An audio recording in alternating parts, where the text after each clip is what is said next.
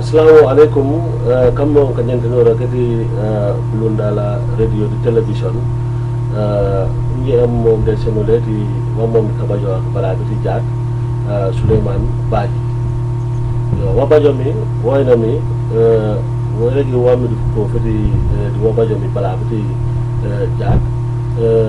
pati encore gam UDP kono kulangan ku prem decision eti ko prena kati achiyamana wali encore gam silfo sonko amom brigam yo jaja bari enda gam tele encore gam manjang director social security and housing corporation kare so momo manjang opo man sa kunna ku preno pren bar nala la tade yo koni paji jampo biski baras Gambia ko babaji kana kariye ko na top load lay ko ne kanu manja ka bajo mi ko sumta kan ko daga covid-19 dan ko kala ko jama medical kare si coronavirus yo o jaya ber ci baras ko te ko ne ko business e sem mom babe sa menga mo mame ko ko kala ko wongu si business e solide ko fa man ko na Nigeria si suka soli sa menga ko ko ka kate man ko continue business Panjala ji jam di Sikibaras saju ko jilanya na ya betade tan ko dem BOULUNDALA radio television du ko veri Sikibaras parti yang ko dem United Democratic Party ko ngar decision pour de ka e kabo ati sora kati ati amana wali encore mi silifo sonko am no brigama area council di ati amana wali ko daga ya silfo sonko ko bay wati ya manje ko makelo no ko no fam di parti wala iti UDP ko ne amangri na jaw amat si be soli am na katen wax wali bana tipumi beri parti yake anama baro na yo ay senum fanga fola met ko na bekari ban fana après da antom de o kana meti video ni photo anu o ci la wori di kana kati UDP fam kan dugu seno letter yeti ko preno prende pati yo bar jaat ko yo kula ko manko mik manko juk meti ko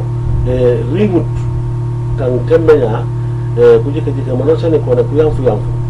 manko kabo ko prenda kati silfo songo ya ko kakat mo kanam tudi pati yoli executive yoli yo ala ko ka sanka na kati uyo kada so alma metal fundamental o ala kom kasanke nak o enam anfa sanke na eti parti yang kurega UDP yo o yisenumi safela ko metiko kan temenya panko kabo mukana mati ko prenda kati silfo songo yo panko jigar manosani wa mukana mati ko prenda la to mo jo beri committee oli lana ya be fokile ko ne amana jin director the Social Security and Housing Finance Corporation kare so momo dum banya nalalat ko prino la kanko ku safelo mi letter e ko mambe ka jitu mo beri office yan ko dem Senegal o Gambia secretariat manjang nana kila wana kila karango mi di wango ko mambe ka jitu mo ta kila be siri borto de anda kila taw na d'accord mana jaw a jaw beri dula en manje kango na yisen bokka kara lunde wala andum kuy sey sen mati day sey sen mati akila ka bir na kila la komi be bala bi jaat bu ka bola tuug jojo ko yiti ka chokora ke bugo do be na finance yo ku jukay na jikay yigar mati anya mana riben man sa kunna wan ko mawum akila be jow balle tan wona rokko wona sani akila wona karamum di exploitation yo tout ribo di karati kamane jakit bugo do to mokate o mana sale ma sekunda ko de seno ler burunga mana ngona rok di man sekunda iti babe bara kala place ko seno nyal tan wona jobe wore ne yisen ko meti akila ka bidana la ko mi wona kila rokuto o fam fam wada kaje no mi de u jike jaat tu na ndai di karati de buraka wona kila roko mi sigude ba say ko den dépenser wali na bombul fam fam mokate opo om na sale masukunda mam ko kanto bi to moli mam ko mani madu ko akila wona rega nya kanto wa wadi kano ken do hokken bare na mam mang be kay seni mati akila tan wona rokko ci la yo akila misna banjang kuy sey sen meti kabinda na commencé mburakam mase ko ndawiye ko funaka fitira ko ne 7th of March 2017 anu po nan prenomi no na 28th of April emita uye ya gora jam 2020 la ja ko teke administrateur amara mi kweti fusante no rabba Gambia da yise mati Gambia ko baba yu kana ko na futako de ka baju mi coronavirus anu kasum de oku ko mambe e baj place ba de mo kada ko ko yise na kana mati anu sani anu manje abaju mi afiumu meto ko aw mi cincin karate bambu ko ke ka bajnya coronavirus kommi mu kan tu mu jo mangu tesi e tesi yati mambi ko mani man tan mo baj man to baju parce que ku ju mati ko ka bajnya ko wala kuri ben mangu man banku lakom banku jawmi tu bare banku chenumi bo ko man be jo karate la tu mangu kam kana kam mangu test banku man man to baj coronavirus ko de ko sum do ko nango commencer lon China be bala be jaat kana ka jupoye si million seringa si fi ko ko no keno mi di ka sum to ko bañu ko sumta de anna ma ko ñaka sumta han ba jaat sumta ko leboy lambalam yo ula baba Gambia no yo jaay ko register ko sumta bu kana kan ma ñebu tinkende ko gaba ka bañu ko sumta ko kon o ciap o letom di kana bu kana ko na tok de ko bacci ko ciap ko koy momi ko laaj be sinde tan tembeña ko na tok de ko gaba ko do ma ko nene ko mom de fu sonta la tan di wata no ma ñaati yo a sangane mukana ko ne Mustafa Bite ko ne acting director eti health services eti baba Gambia ku ise sen pop mati yo nem signal folay ana e budget ko sumta pour le mi CRR Central River Division ko mustu ko baj ana no manja pour le karakila abaje ko sumta ko kabir nan ko sumta ko commencer batante manya bajo de anu lor bu de ise ne met ko bukana ko boka kasumdo ko boka berene de mo fam bukana tumu ko kenum won ko mele rege bukana ko kenum dika ka loyo rakete bukana dika e poseto nyana bukana ko kenum yo fam tan tebbeja ko ne ku yo bre bakaw bang ku sumto buka ban nyaw sumto ku lakom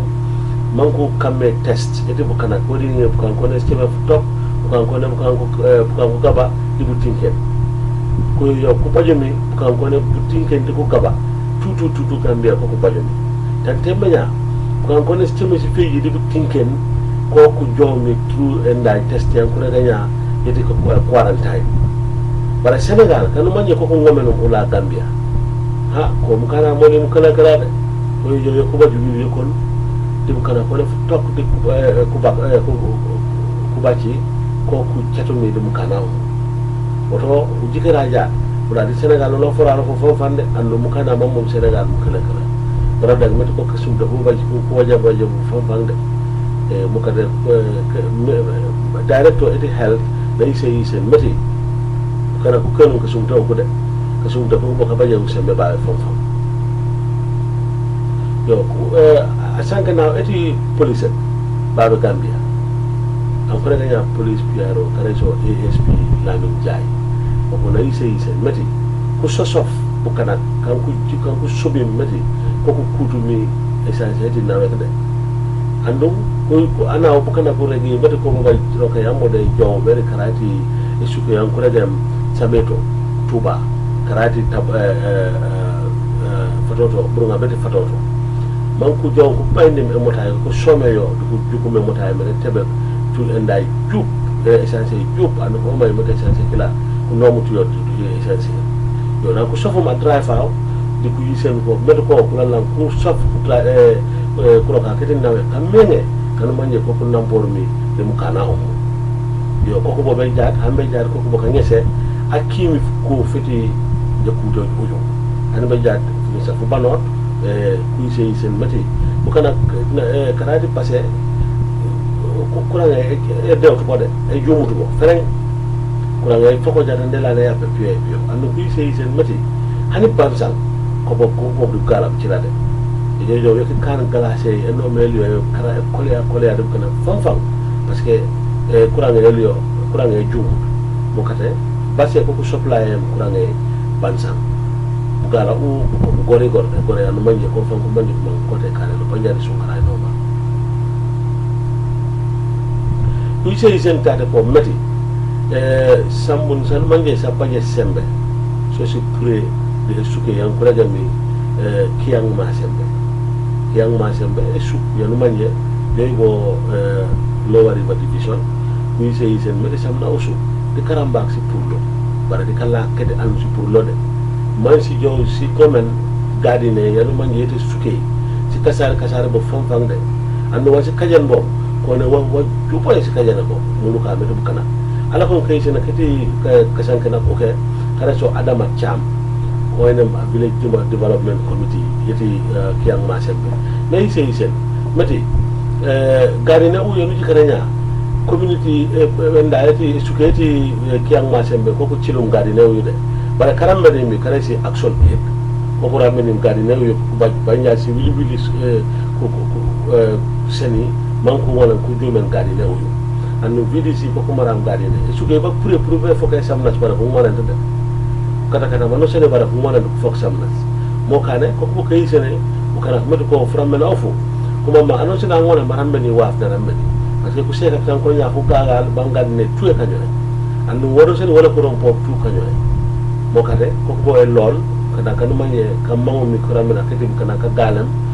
mambe ku jikari du ko rameni man ko ku seka ko li ko laaj bari gadine ko la xam kane amarami secretary general amarami kuroka kiti Gambia ko legam secretary general na yise meti mamma sekunda iti babe Gambia ku jikam kuroka kiti babe anu sani amom kuroka Gambia afang ba mamba chawa wala bo titiye na warna yap civili si baki sistema foto ujika jat bacama bambom babe Gambia nane bacama bo titi fam ka go bo kaya be bacama bo manje hani civili siga ba sistema foto ko ringerit anno furiya fo kole ay babe anno nakula ko kay sena de kasanka na okay ko ne benye yumu ke baje yan ko daga mo kas de anno benye no manje kane kan yo emi remit fuda ka fucila no umala ko kasanka nak mana sof mu ay sen mati baso ko ne ko na ku jikar mati kuroka bugu do ban ko kanan mu titi le mu wona mu defense en dayoli ana mu kareso Mr. Tal o ay senu mu kasanka na uku kareso Momadou Kefal KB Fall wala ko kay sene mati Gambia ko warna ko riben ci loi ci tengere man ko jikar fu bacama beti babe man ko belen kuroka parce que kanto mo jaat kuroka ko gal anu manje bacama boli la hibu nafay wono sa masa guna itu Gambia ko kuise isen kibara mati kabir ndi tare ke eti baba Gambia ko must walen price eti fuel bi rinta te menya bala bi jaat yo essence di gasoil ko bi ko walen fam anon ta ko walen yo kurini nyaata te menya litare yokon seba ka ko gaba enda jojo beri essence jojo si ka ko gaba diskuri si fi ko ne ka wala na ka ko wala nya ko must ko bajo babe fereng ka bi nan tare ke Gambia commencé ka wala na ka ko wala nya literas kenum pour mambi coronavirus ya mo nya de jaay ko drive up pro mambi ko rabbe nord di mo sekunda man ko gumbul si passage de ko tab man ko waram ko tab no pour jaxal galen suke mo kate mo kom di kay sena mati uru man commencé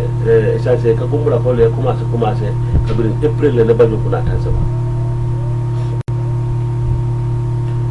wala wala la beriski baras ku sey sentate mati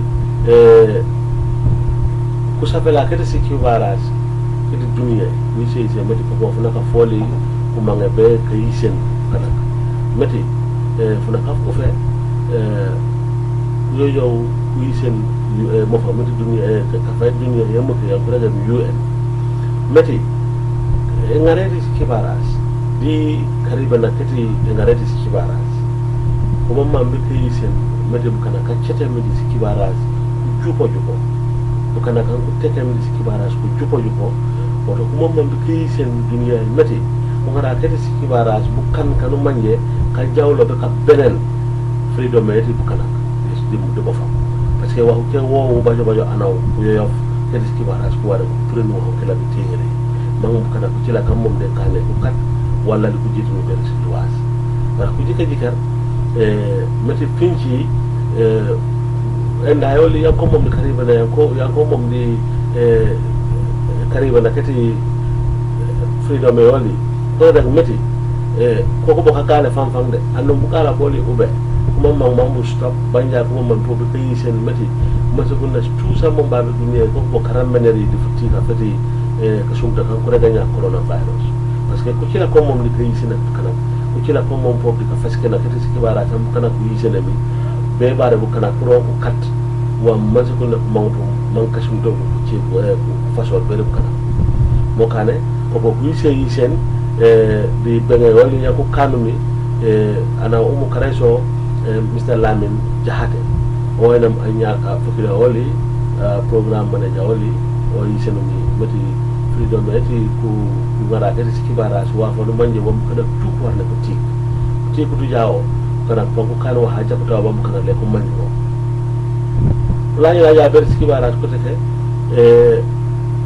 kana kan ko mi Gambia for all political party ko bo ba furamben ko ko sene ma sekunda ano furamben da fujo furing si tansaba di tok bara si jona ras ku sene seti posetu nyanaw sa wara mu furamben wa ko ganya national disaster management agency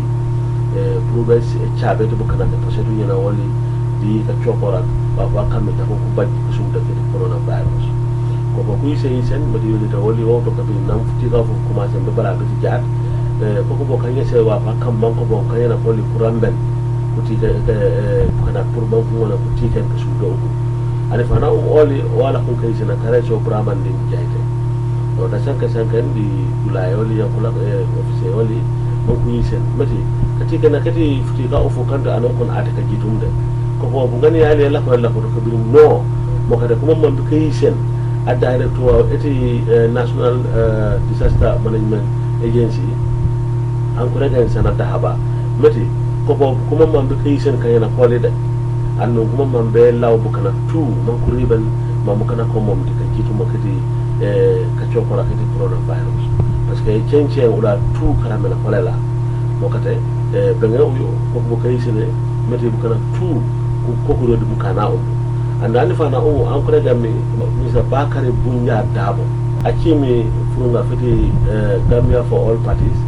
na isen wana mi a former vice president now iti Gambia ala ko num tingere di wata iti jawra akila o mo wala ko nyaka sankana mo difuna ka fukila ko o jawra ja beri o bajom tingi businesses ay jupoe di si suka sa mene sa tingere ku commencé broka anno katen ko katena ko kana manko rop suka ko dem Nigeria ko tonton katena kati suka soli sama gas manko pour be tingere manko commencé broka wi sey sen bati a president wali a braga Muhammad Buhari lay sey sen mati kuma man be ka continue fiti ga fati coronavirus pare mo fam tout mo kimi Africa kuma mami kuma ni mediko e kule yan ko mo nyaadi yo wala me kan mu ko sumto ko jango ko yiska norde bare ko korosija on nya mun continue hay kila ba ngerul bu gal ban man ni pama ci suka sen man sa cimmi Africa sam mom lockdown yo kon yo bo karesio Egypt Rwanda South Africa Tunisia so tout ça supposé enda ko la ganya lockdown mo ka de ko docteur kam mom bu ise sen meti waaw wono sani wa mom def wono wa mom futi kaftan te ma ya jaat mom ci suka tusi kanu dan ni mbu wombulu nda ali film te fiya mambe ko kana ko pour mambu kalam do mo mani meti ko ka kando mo ka kan ko docteur ko warne ko seni advice ya jake pour dan ni mu jow kanu la wombulu jaat nda film te fiya banjaat di la ngar li pro bu gar bu ken malagan wala tunu sola ma economy wala jaw bare pour que sumul kan manje ko kan warno teora kuy sey sen disi benga bu kane bo Lagos di capitale yoli ko meti ano sade anu manja ci mom no commencer jaay baraka baraka ciokora ko ko kaddu Fred wa khila ano sene muriben do ko regal social distancing que pour setu ñanaw toujours pour regal ko ko mu continuer dio pour jax mu tipen an jax mu tipen anu po kana kana mo ñe ka baju mi limu saweti 16 years ko bo ko regal mati ko hanibe jaat ko katenti ba ko kanna man ko mango melo de no kay jaat mu ko wolo mati ko warne ko loyor ko warne ko pasu ñanaw anu po anu sene o dugo ci mo ak mo mañ mati no wanu ñecc musuware no manje ci mo jaayo pour ngar beten bu kanum man ko tuku man mo hena mo yo a president an ko regami Amadou kon Coulibaly oynam iti advanati parti iti Ivory Coast oynam ruling party nana dag mati octobre ya bilenya nama mang bekano ken di election anu a president ola ambo andom president yaay wate kila kon toko o France anu kuise sen meti wata wi baba time na manja baji ta kende yade mona jombe France bare ko na ko lange no kota ke France anu ko yugo meti ko umu enda appointment yola uyu yo ko ring te me anu manje yo lof di wata ti ele beli carte mo kate a president fongo ankore ngam alasana watara o asero me bro ngabi mo ankore ganya Mr. Coulibaly o almost misone kan ku feji di yoko an ujike jaat nane o pop tan tembanya fani fana fola fu fari borare nane nawa na baj o ko rega sojri 2012 no ko wara mi ku kane no bare kam mi mata ko bibil sumta ko bibil ko rambe no yo kele ringu sojri kila yo batan tembanya ngamela fa bangar yode ko musank na lenya o mo France kane to ko rega medical check up ani fana oli an ko rega ani fana ita asene mi information yoli o la ko kay sene medical alfa president oli tembanya na ba challenge yamma de yo anu o man ko rega nya Mr. Coulibaly o mona yisene medical ban ku yisen medical umo ban ku jitu mo kidi hande nen o baleto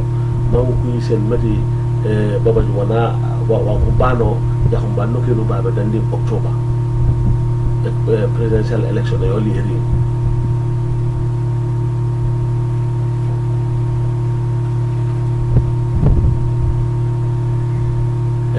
Karaso Mr. Coulibaly Jiam Soro okurago mi okuware mi ku kitindi handen den o balebo babe dani elebe yoli karteri parce que ombo Abidjan e ko mambe kay sino medical la warante no ke nugo dani October watati elebe li karteri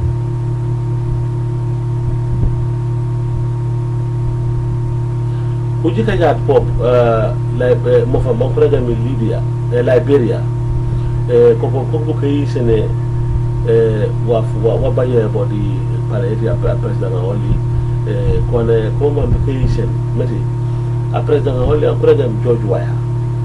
arriba am minister wala amara mi witi ka chokora en programme information minister na baba jo programme coronavirus and après président ko lo for da minister mu fam kalo for kanu manye kuli mante après ministre ko na tipeno coronavirus ku yu ko rek mati président fo na war na ja lako man kan ko na kan woro quarantine ya ko kanem pour man ko manye man après na baba man abaju coronavirus bara wa ma to mode ba ku je sen mati tan tembe nya kala biti jaat ay sen note di ni le wala mati ko o ajutu de bara ko man mana ribenen sulwa siti coronavirus mana lako en dula ko bar hanbe jaat ko bo kay sene meti président onem George Waya nane akila wafu pajuto anu ko pajugo taman ser yeti wax wonda acila mo kane an jak makuli o mana lako mana chokororo di buraka bola di buro an jak makuli meti wafti ma ko mu bajo ora do ni ngarlo miski barage di wabajo mi Gambia di Tingere BOULUNDALA FM di radio TV yo ñombo de safo ni Suleiman Baye